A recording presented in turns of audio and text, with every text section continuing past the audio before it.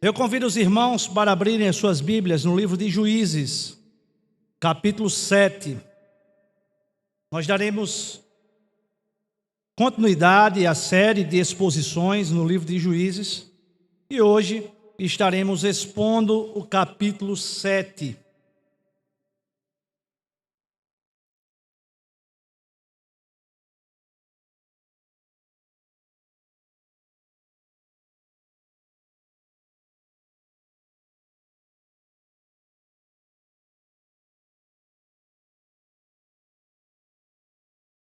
Juízes, capítulo 7.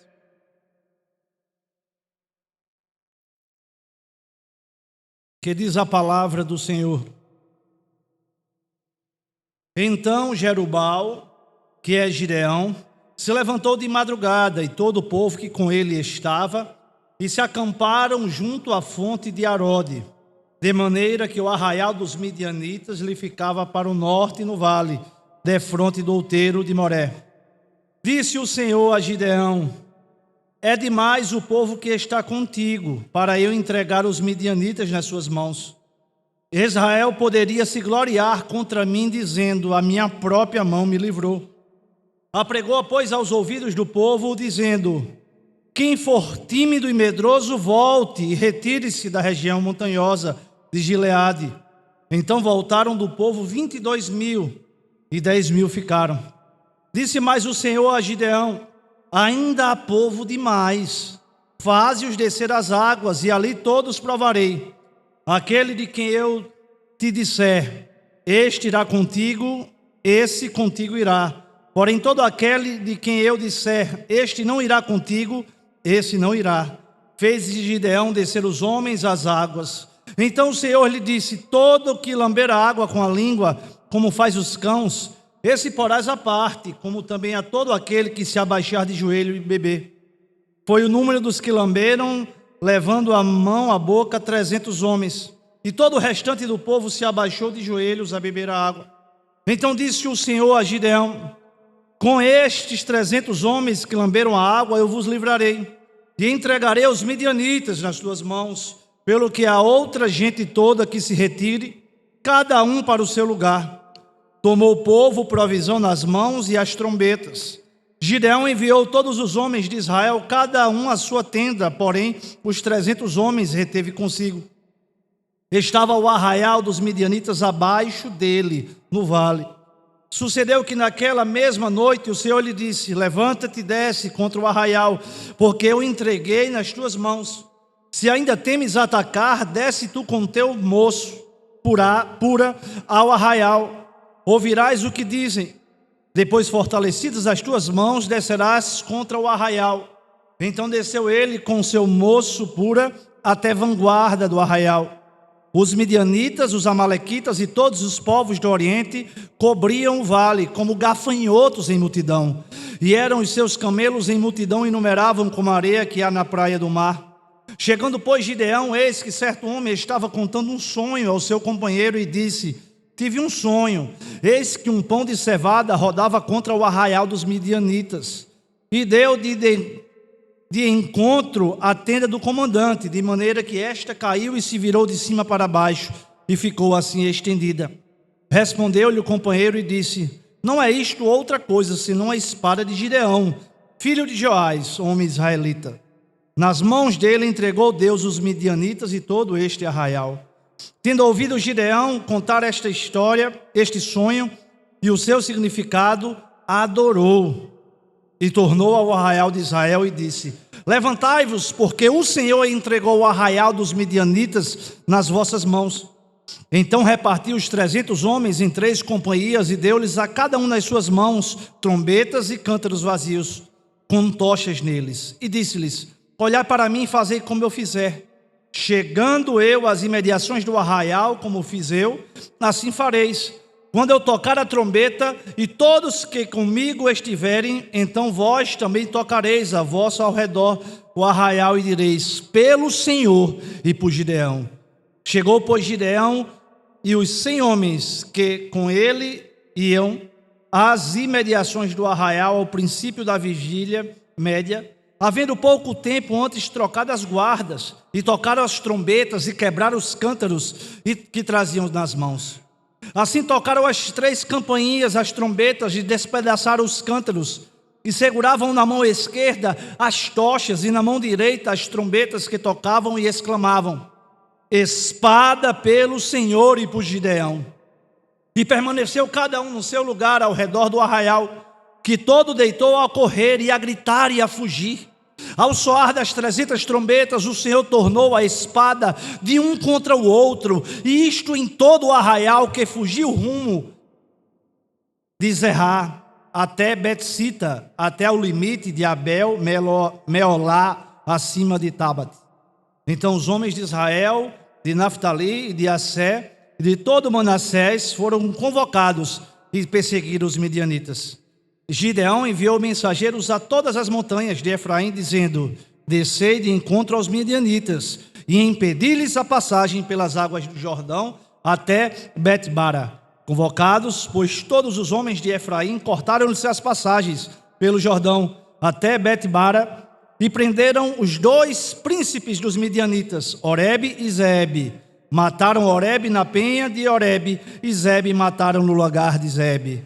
Perseguiram aos midianitas e trouxeram as cabeças de Oreb e Zeebe a Gideão, da além do Jordão.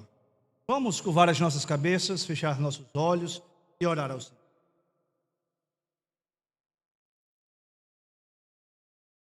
Soberano Deus e eterno Pai, nós te damos graças, Senhor, pelo privilégio de estarmos aqui reunidos como povo de Deus, como povo da aliança, para prestar o nosso culto ao Senhor. Nesse momento eu quero te rogar, Pai, a tua graça, a tua misericórdia sobre a minha vida. Pequeno, limitado, pecador, eu te rogo, Senhor, para que o Senhor ilumine a minha mente, para que a tua palavra seja exposta com fidelidade. Que o teu Espírito aplique aos nossos corações as verdades reveladas na tua palavra. E que o nome de Cristo Jesus seja glorificado em nosso meio. Que tudo que venhamos fazer venha a ser para o louvor da glória de Cristo Jesus. É assim que te oramos e te agradecemos no nome santo de Jesus. Amém e amém. Meus amados irmãos, ao olharmos para o livro de Juízes, especificamente o capítulo 6 e 7, que o 7 é a continuação do capítulo 6, nós somos conduzidos a presenciar o relato de tempos tenebrosos na história de Israel. Israel, um povo que havia sido resgatado poderosamente da escravidão do Egito, conduzido pelo Senhor com a sua forte mão, experimentado, vivenciado milagres durante toda essa trajetória, e que posteriormente se estabeleceram na terra prometida. Mas terra esta que passou a ser um celeiro de pecado e de idolatria justamente daquele povo ao qual Deus havia resgatado. E como resultado, Deus, em sua santa justiça, Ele permite que Israel seja oprimido por um povo ímpio, os midianitas. E é interessante, meus amados irmãos, igreja do Senhor, que desde o jardim do Éden até a Nova Jerusalém, as Escrituras nos revelam um Deus triuno que se relaciona com o seu povo através de alianças. A história da redenção, ela é estruturada por alianças.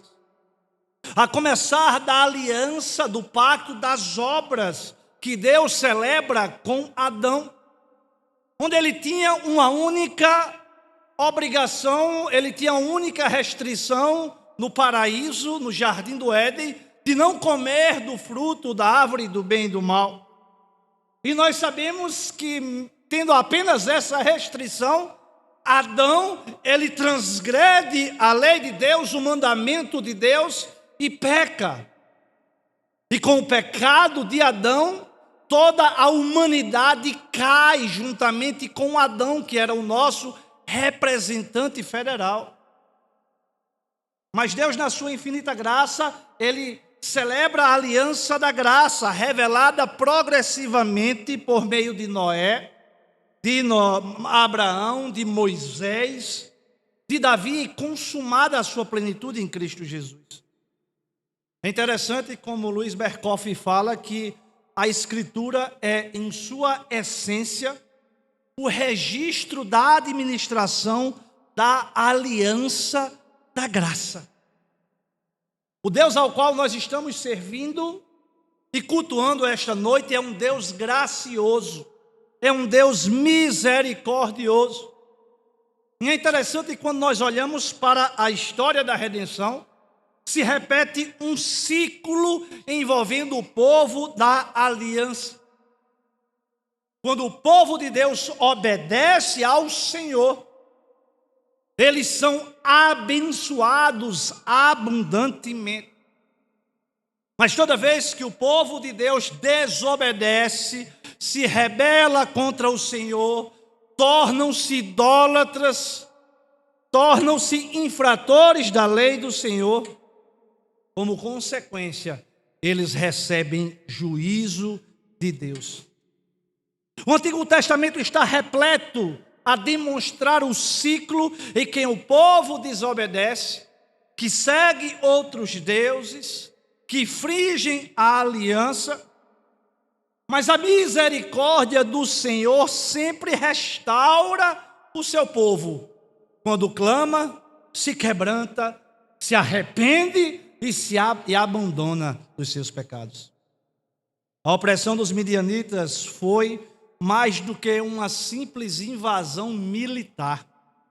Tratava-se de um domínio prolongado, estratégico e cruel contra o povo da aliança. Havia uma opressão econômica, como foi visto no domingo passado, no capítulo 6, porque este povo destruiu as plantações do povo de Deus, saquearam os rebanhos. Israel plantava, mas os inimigos colhiam. Israel pastoreava, mas os inimigos roubavam o seu rebanho. Havia uma pressão mental, psicológica, porque Israel passou a viver escondido, acuado em cavernas e nas covas nos montes. O medo reinava perante o povo de Deus, o povo de Israel. E essa opressão não era apenas pontual, ela era contínua. Ela se repetia ano após ano, por 7 anos, levando o povo de Israel à extrema miséria. Mas no capítulo 7 de Juízes, o texto sagrado nos apresenta uma extraordinária vitória de Gideão e de 300 homens sobre os midianitas. Deus levanta Gideão como um juiz libertador.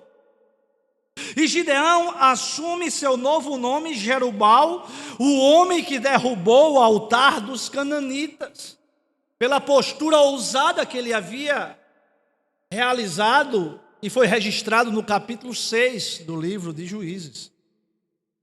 Esse nome representava um novo ciclo na história de Gideão. Gideão, então, reuniu uma tropa de 32 mil homens, como está registrada no capítulo 7, junto à fonte de Arode.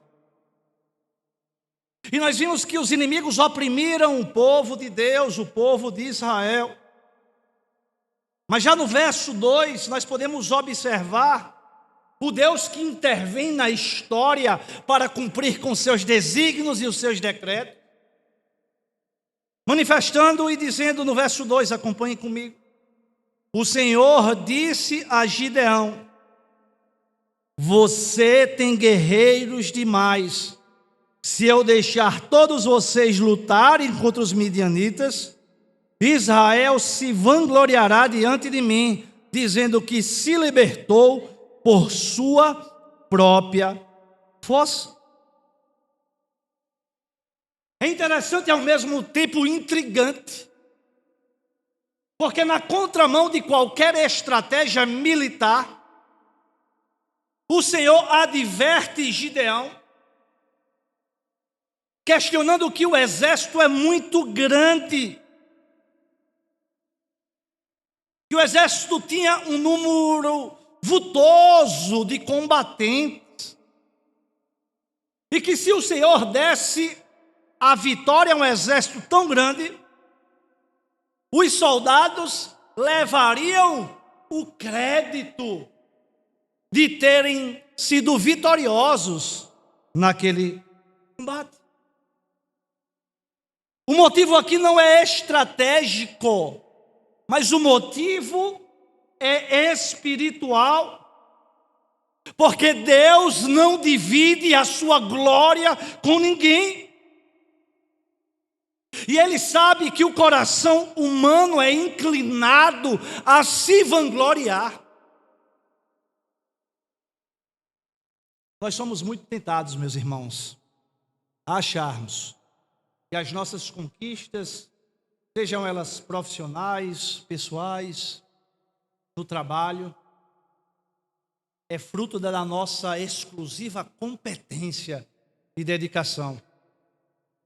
Muitas vezes esquecemos que toda dádiva, todo dom perfeito vem do alto. Se você chegou aonde você chegou, saiba, porque até aqui o Senhor tem lhe ajudado. Até aqui o Senhor tem lhe conduzido. Mateus Henri, ao comentar acerca disso, ele diz: Deus muitas vezes enfraquece os instrumentos para que o louvor não seja dado a eles, mas ao autor de toda a vitória.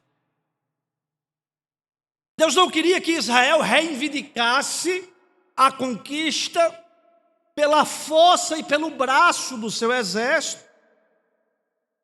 Ele não queria que o povo se vangloriasse.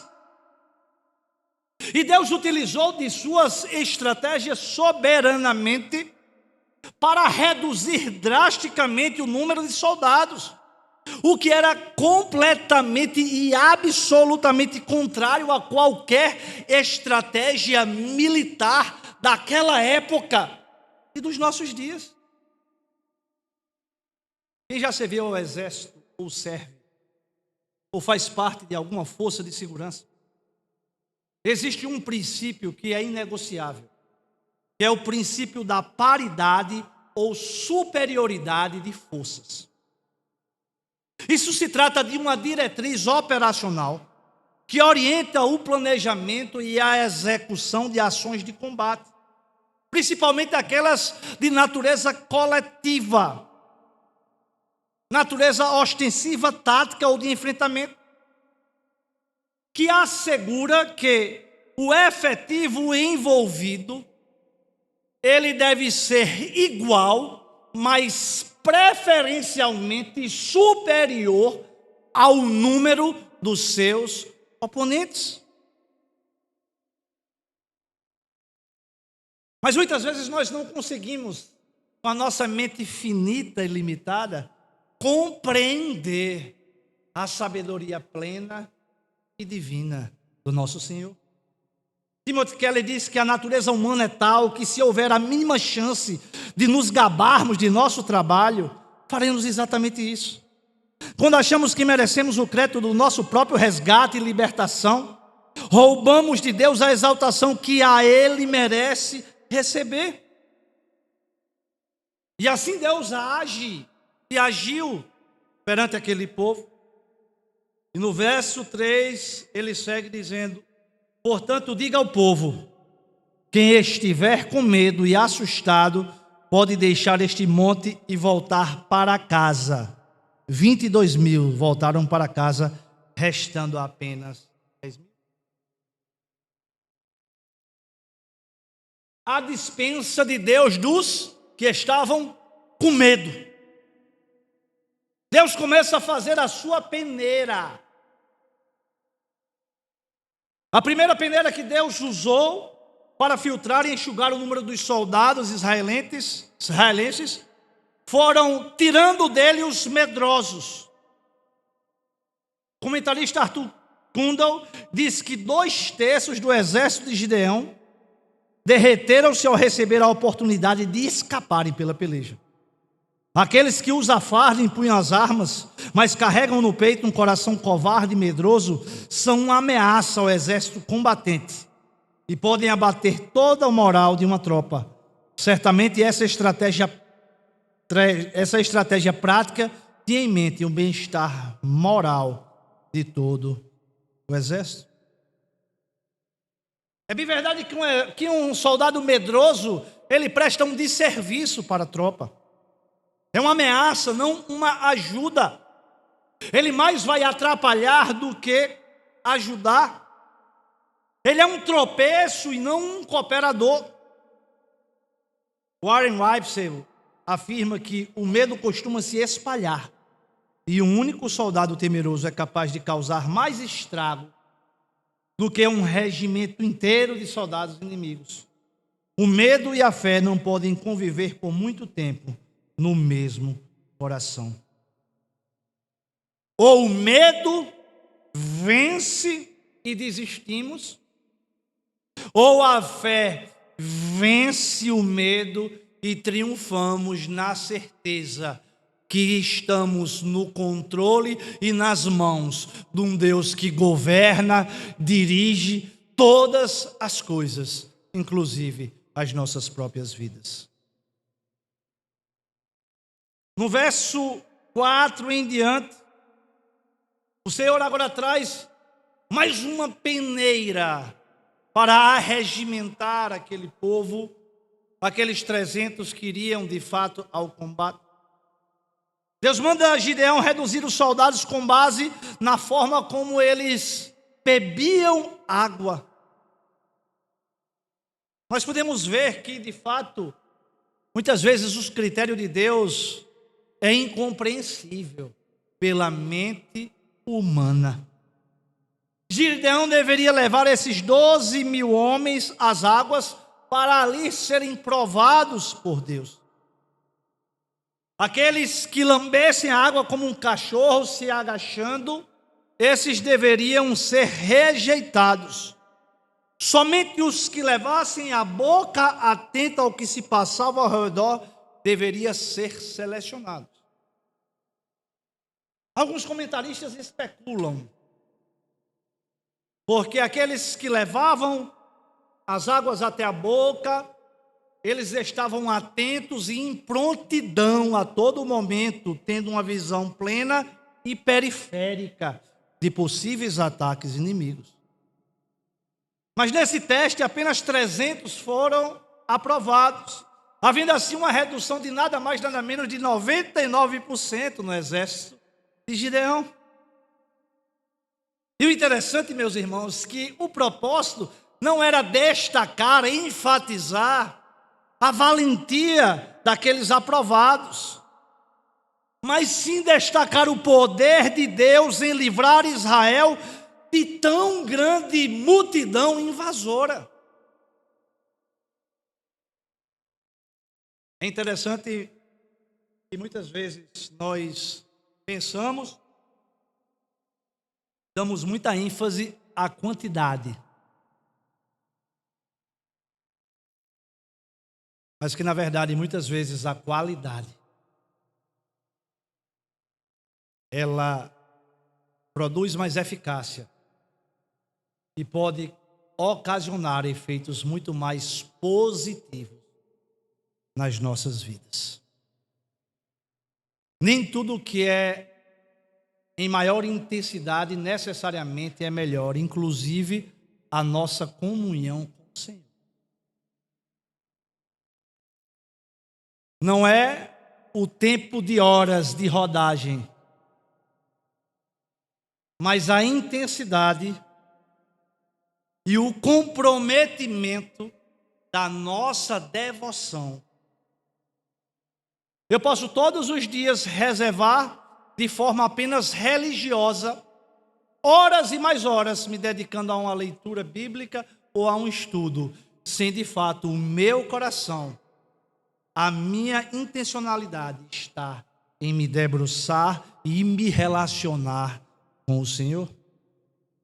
John Wesley, certa vez, ele diz, e alguns dizem que ele se inspirou em Gideão, ele disse: dê-me um exército de 100 homens que não temam coisa alguma, a não ser o pecado, e que não amem coisa alguma, a não ser Deus, que eu farei estremecer as portas do inferno.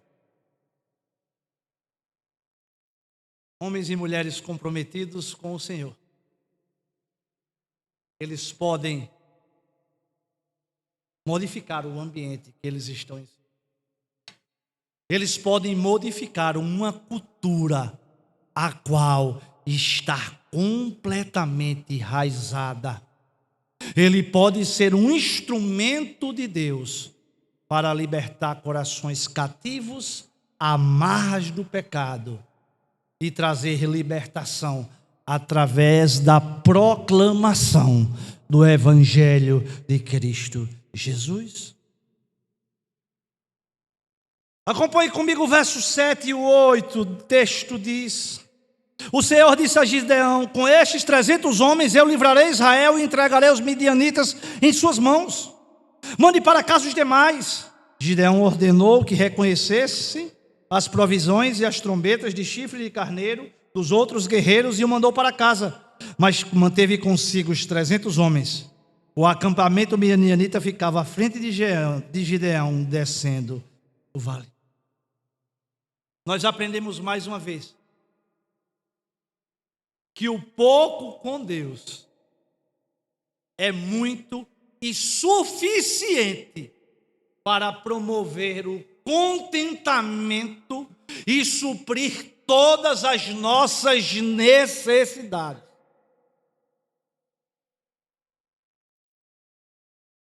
Vivemos numa sociedade extremamente materialista, aonde o ter e o poder é anunciado como a resolução de absolutamente tudo. Mas nós sabemos que, à luz das Escrituras, o que nós temos com o Senhor, aquilo que o Senhor nos fornece, mesmo que para uns aparentemente seja pouco, ele é suficiente para promover em nossos corações o contentamento e a alegria que só encontramos em Cristo Jesus. Fica evidente que a vitória não está relacionada com a quantidade de maioria. Gideão, neste texto, ele exibe uma fé profunda em confiar em Deus e não em números, e não na racionalidade humana. Como desafiador é quando nós somos confrontados com situações que Deus exige de nós comprometimento e às vezes renúncias de algo que numa perspectiva humana irá fazer falta para as nossas vidas, irá fazer falta para os nossos, mas mesmo assim nós confiamos e estamos com o coração determinados em obedecer ao Senhor.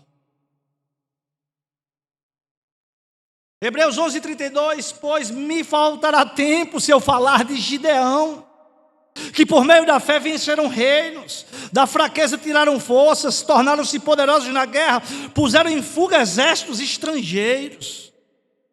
Ele passa a figurar no rol dos heróis da fé de Hebreus, pela sua postura de fidelidade e plena confiança no Senhor. É interessante, meus irmãos, que do verso 9 ao verso 15, o propósito que Deus tinha era que Gideão atacasse os midianitas com o exército de 300 homens.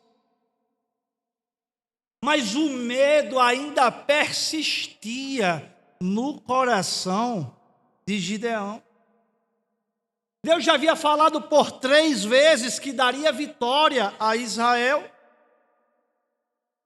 E havia tranquilizado ele através de 3 sinais miraculosos que foram vistos no capítulo 6. O fogo em uma rocha, uma lã molhada enquanto o seu derredor estava seco, e uma lã completamente seca enquanto o seu derredor estava completamente molhado.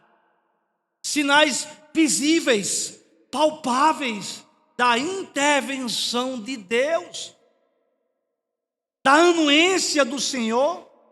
Mas mesmo assim Gideão ainda ficou tutubiando. E como somos parecidos com Gideão nisso? Já vivemos tantas coisas, tantas experiências com o Senhor, tantos livramentos, tantas conquistas. E muitas vezes, quando nos deparamos com situações de crise, situações críticas, ficamos com a fé capenga, ficamos duvidando das promessas que Deus fez na sua palavra para o seu povo. Ficamos com medo de prosseguir rumo àquilo que Deus tem nos chamado de forma muito clara.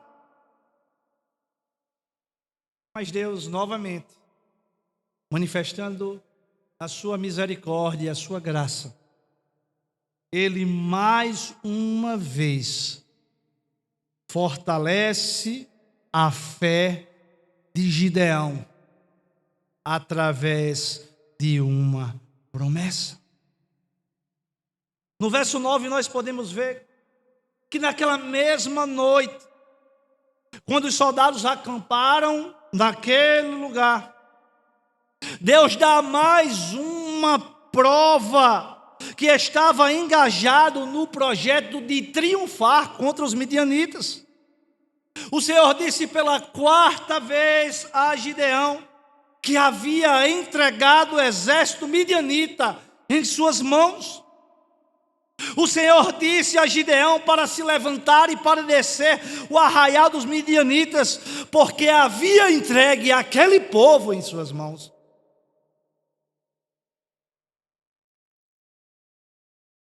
Foram necessários 4 vezes, 4 sinais, para que Gideão, de fato, disse que Deus estaria com ele naquela peleja. E muitas vezes, meus irmãos, se formos sinceros, ao nos depararmos com os desafios da vida,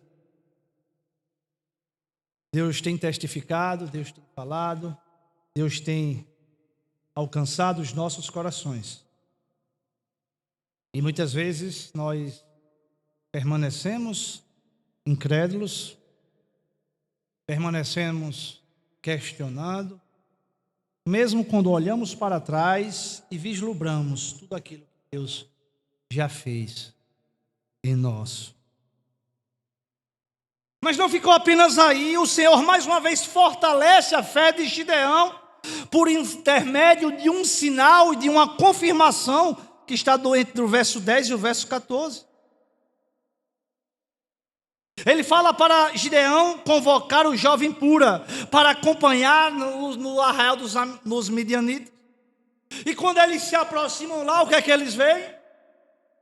Um soldado comentando com um comandante, dizendo que teve um sonho e que aquele sonho ele via algo, um pão de cevada rolando contra o arraial dos midianitas, que rolou de cima para baixo.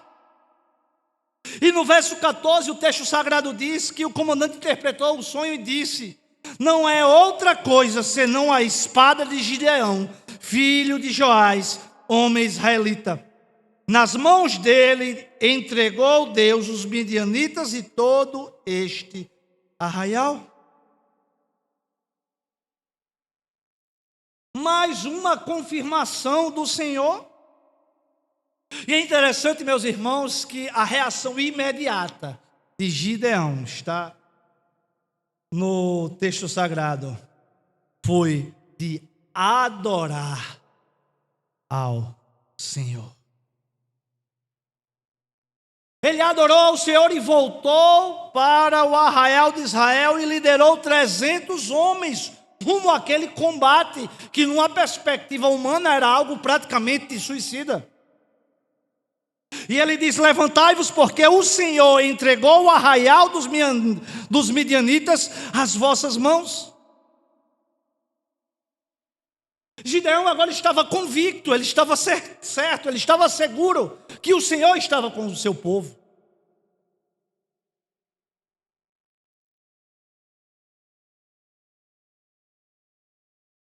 Como nós nos identificamos com isso? Todos nós sabemos que Deus está conosco. O Senhor, antes de ser assunto aos céus, Ele disse: eu estarei convosco todos os dias até a consumação dos séculos. Mas tem dias que parece que esquecemos. Tem períodos que parece que dá um branco na nossa mente. A nossa fé não pode ser circunstancial. Quando nos deparamos com certas circunstâncias, parece que esquecemos quem somos em Cristo Jesus e o Deus o qual nós servimos. A nossa fé não pode ser temporal. A nossa fé tem de ser uma fé pujante, na certeza e na confiança que, apesar de quem somos, Deus firmou uma aliança conosco, com o seu povo, e Ele é fiel para cumpri-la em sua integridade. E do verso 16 ao verso 25, caminhando para o final, Deus dá a garantia a Gideão da vitória. E Ele concede sabedoria e estratégia para preparar o exército. Ele primeiramente dividiu o seu exército em 3 companhias, cada uma com 100 homens. Depois colocou na mão dos soldados objetos: uma trombeta para tocar, um cântaro de barro para quebrar e uma tocha para acender. Esses eram os instrumentos de guerra que Deus orientou Gideão a fornecer para o seu povo. E ele, sob a direção de Gideão, eles estavam confiantes. E no verso 7 e 18, eles deveriam tocar as trombetas, quebrar os vasos e erguer as tochas, dizendo: pelo Senhor e por Gideão. Eles estavam fazendo aquilo pela direção do Deus, Senhor de todas as coisas. Eles estavam agindo daquela maneira porque demonstravam, não apenas com palavras, mas com seus atos, que confiavam que Deus verdadeiramente estava no controle de absolutamente tudo. E é interessante que Deus concede a Gideão a coragem para comandar aquele exército, com estratégias, instrumentos e armas completamente atípicas no meio bélico e militar. E no verso 17 ele diz: olhai para mim e fazei como eu fizer. É interessante que era madrugada, o texto fala que havia acabado de ser realizado a troca de plantões da guarda dos soldados. E no verso 20 o texto diz: espada pelo Senhor e por Gideão. Vendo-se cercado e por todo aquele barulho, os midianitas numerosos entraram em completo pânico. O barulho ensurdecedor espantou possivelmente os camelos, os animais, e os midianitas ficaram completamente atordoados e começaram a atacar e a se degladiar entre eles mesmos. É interessante, meus irmãos, que os 300 homens de Gideão que estavam ao redor não mataram sequer um soldado midianita. O Senhor tornou a espada deles contra eles próprios. E isso em todo o arraial, tendo alguns fugido para rumo das cidades da Transjordânia. Aqueles 300 homens sequer necessitaram entrar diretamente no campo de batalha, porque Deus soberanamente concedeu miraculosamente a vitória para o seu povo. Timothy Keller diz que no final os 300 não mataram nem mesmo um único soldado inimigo. Nenhum soldado israelita voltou para casa contando os seus próprios feitos, mas sim o que Deus fez enquanto eles só observavam.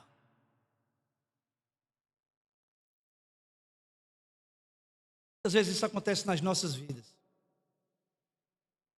E às vezes nós, na nossa correria, não percebemos os grandes feitos em nosso favor. Muitas vezes nós queremos, pela força do nosso braço, pela nossa intelectualidade, pela nossa capacidade, pelos nossos relacionamentos. Hoje em dia se fala muito em network, rede de relacionamentos, que o network vale mais do que dinheiro. Não existe absolutamente nada que possa ser comparado à nossa relação com o nosso Deus. Um Deus amoroso, bondoso, misericordioso, que manifesta o seu amor para o seu povo e zela pelo seu pacto, permanecendo fiel, mesmo quando nós somos infiéis ao Senhor. Mas, quando se fala em trombetas, quando se fala dessa história, o meu evangélico acaba se trazendo algumas sugestões que eu gostaria de tecer alguns comentários, fazer uma elucidação.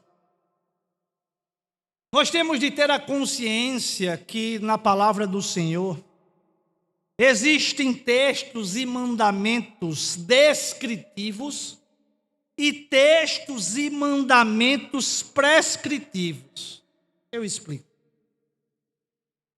Nos mandamentos descritivos, a Bíblia Sagrada narra algo que acontece, um fato, um costume, uma prática, sem ordenar que esta prática seja repetida por todos e em todos os tempos. Diferentemente do mandamento prescritivo, onde a Escritura de forma clara, ela registra um mandamento ou uma instrução apostólica, que ela deve ser repetido por todos e em todos os tempos. A exemplo dos 10 mandamentos. Por que falo isso? Falo isso e é necessário trazer esta distinção para mostrar e discernir a intenção de Deus. Existem eventos que são registrados nas Escrituras, que são eventos singulares, e o que normatiza para a igreja e o que é normatizado para a igreja em todas as épocas. Mas eu estou arrodeando para quê? Estou arrodeando para dizer o que eu vou dizer agora.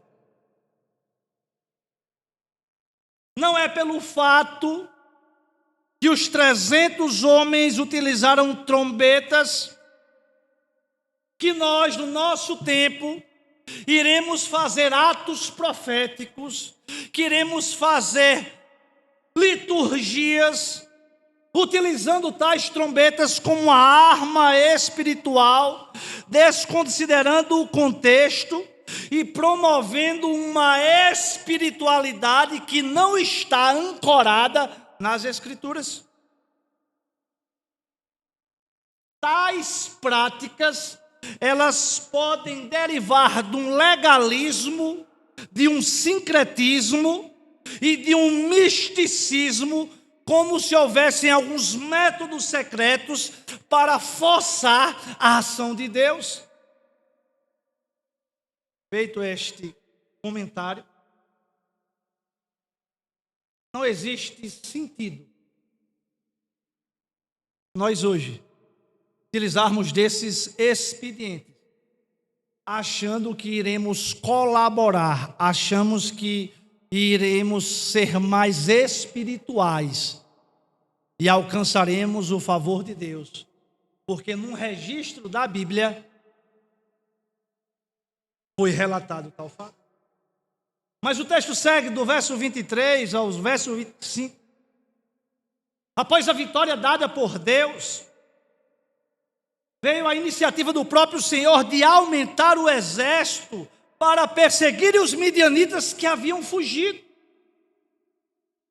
E eles convocam todos aqueles povos da região para irem numa missão de captura daqueles que conseguiram fugir.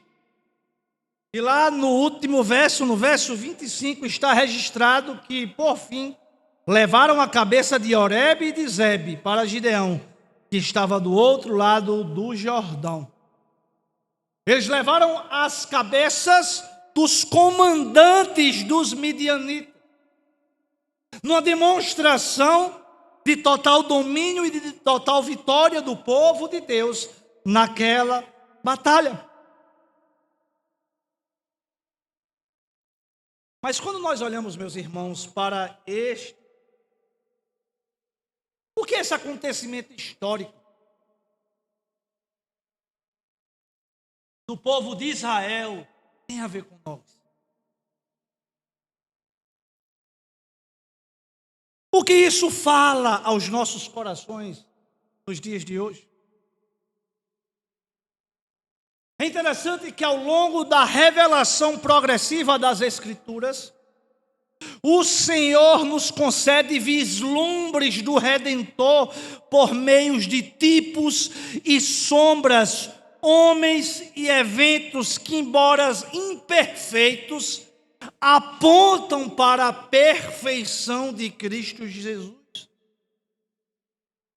Gideão, juiz levantado por Deus em tempos de apostasia e opressão, é um desses tipos. Com todas as suas limitações humanas, ele prefigura aspectos do nosso Senhor Jesus Cristo.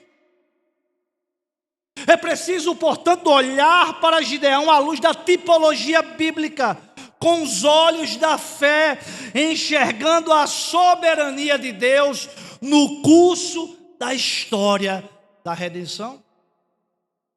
Não existe nada que não esteja no controle do Senhor. Tudo que você está vivendo hoje, apesar das vezes a gente pensar que saiu do controle, está completamente no controle e no domínio do Senhor, porque Ele permanece soberano. Ele está assentado no alto e sublime trono, governando todas as coisas conforme o seu beneplácito. Ache você ou não, ache eu ou não, Ele continua Senhor soberano de todas as coisas. E é interessante, meus irmãos, que enquanto Gideão foi chamado em meio da sua fraqueza,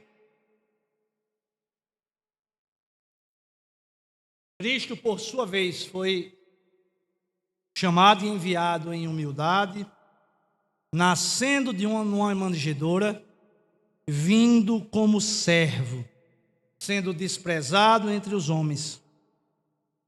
Mas ao contrário de Gideão, o nosso Redentor não tinha pecado. Ele não tinha medo. E a sua humildade era voluntária e santa. Enquanto Gideão se fortalecia em Deus, Cristo é o próprio Deus encarnado. Em razão disso, nós podemos repousar os nossos corações e sabermos que o nosso Redentor vive, e nós podemos crer no amanhã. Bendito seja o nome do Senhor. Enquanto Gideão, meus amados irmãos, ofertou sacrifício buscando paz com Deus, como está registrado lá no verso 24 do capítulo 6. Jesus é o Cordeiro de Deus que tira o pecado do mundo. E por meio do seu sacrifício na cruz, ele fez paz pelo seu próprio sangue no madeiro.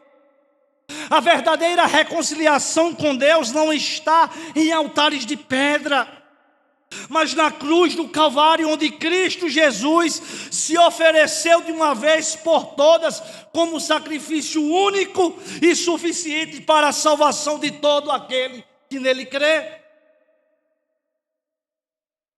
Enquanto Gideão foi o libertador do povo de Israel, foi levantado para libertar Israel da opressão midianita. Após um período de juízo e idolatria, seu livramento veio não por forças humanas, mas pela intervenção divina. Utilizando apenas 300 homens, ele derrotou um exército numeroso para que ficasse claro que a vitória vinha do Senhor. Jesus Cristo de Nazaré é o verdadeiro libertador, que não veio apenas para livrar o Israel político, mas o Israel de Deus, os seus eleitos, a sua igreja, todo o seu povo, da escravidão do pecado, do mundo e do diabo. Cristo é o verdadeiro libertador, o pleno libertador. E a sua vitória não foi alcançada por espada, mas por derramamento de cruz, de sangue na cruz do Calvário, onde ele desarmou e triunfou contra todos os principados e potestades, e triunfou sobre a morte, nos dando a esperança da vida eterna. Estamos aqui como peregrinos, lembre-se, porque existe uma Canaã celestial nos aguardando, onde estaremos plenamente com o nosso Senhor, onde estaremos e gozaremos a eternidade na sua presença, na sua comunhão, nos regozijando e nos deleitando em Cristo Jesus. A história de Gideão, ela nos consola e nos instrui. Deus, ele utiliza instrumentos fracos, imperfeitos, temerosos, muitas vezes igual a eu e a você. Mas é Deus quem de fato nos dá a vitória. Gideão é um tipo de Cristo na libertação, no chamado divino e no testemunho da soberania de Deus. Mas somente em Jesus temos o cumprimento pleno da promessa, paz com Deus, libertação eterna e um governo justo e eterno. E o seu povo poderá desfrutar por toda a eternidade. E os nossos olhos diariamente se voltem para o juiz perfeito, o nosso Senhor Jesus Cristo, que não venceu apenas os midianitas, mas o próprio pecado e a morte, para nos reconciliar com Deus e nos fazer parte de um reino que jamais terá fim. Essa luta que você está passando vai ter.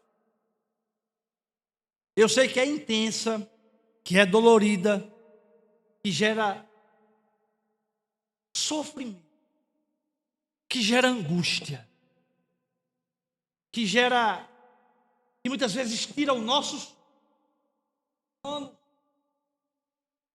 que muitas vezes entristece completamente o nosso coração, que muitas vezes nos dá vontade de pararmos e desistirmos. Mas nós devemos sempre nos lembrar que o justo juiz, o grande libertador, nos fez uma promessa. E que um dia nós estaremos com Ele, livre da presença do pecado, livre das consequências da queda. E poderemos nos regozijar alegremente numa paz perene, numa paz eterna, numa constância de relacionamento, onde desfrutaremos por toda a eternidade da sua doce presença. Maranata, ora vem, Senhor Jesus. E voltemos ao Senhor de todo o coração, com toda a intensidade, lembrando que Ele é misericordioso. Muitas vezes situações que vivenciamos querem nos afastar do Senhor, querem nos dizer que não somos merecedores sequer de estar aqui no culto. Às vezes o inimigo das nossas almas, o diabo, quer colocar na sua cabeça que por algumas circunstâncias no decorrer desta semana você não merecia e não tinha a capacidade de estar aqui. E quer incutir na nossa mente que somos hipócritas porque aqui estamos, para nos afastar, para quebrar o nosso relacionamento com o Senhor. Mas nós estamos aqui porque nós servimos a um Deus gracioso e misericordioso, bondoso, que Ele é fiel para perdoar os nossos pecados quando confessamos, nos arrependemos e abandonamos. Não existe absolutamente nada que nós tenhamos feito que seja páreo pelo amor abundante do nosso Senhor alcançando os nossos corações. O perdão de Deus é infinitamente maior do que pensamos e imaginamos. Porque onde abundou o pecado, superabundou a graça de Deus. Clama a mim, e responder-te-ei, e anunciar-te-ei coisas grandes e ocultas que não sabes. Clama ao Senhor nessa noite. Entrega os teus caminhos ao Senhor nesta noite. Volte aos caminhos do Senhor nesta noite, para que você possa ter paz com Deus e paz com o próximo. R.C. Sproul disse: e o que é a história de Gideão, senão o evangelho antecipado? O poder de Deus se aperfeiçoando na fraqueza humana, para que a glória seja toda dele. Dele, por ele e para ele são todas as coisas. Que todo louvor, que toda adoração venhamos render ao justo juiz, ao grande libertador, Cristo Jesus, que morreu na cruz do Calvário para perdoar os nossos pecados e nos reconciliar com Deus, para que vivamos em paz em Cristo Jesus. Que Deus os abençoe em Cristo Jesus. Eu convido a igreja para ficar de pé. O pastor Ivan para estar orando e concluindo a nossa programação.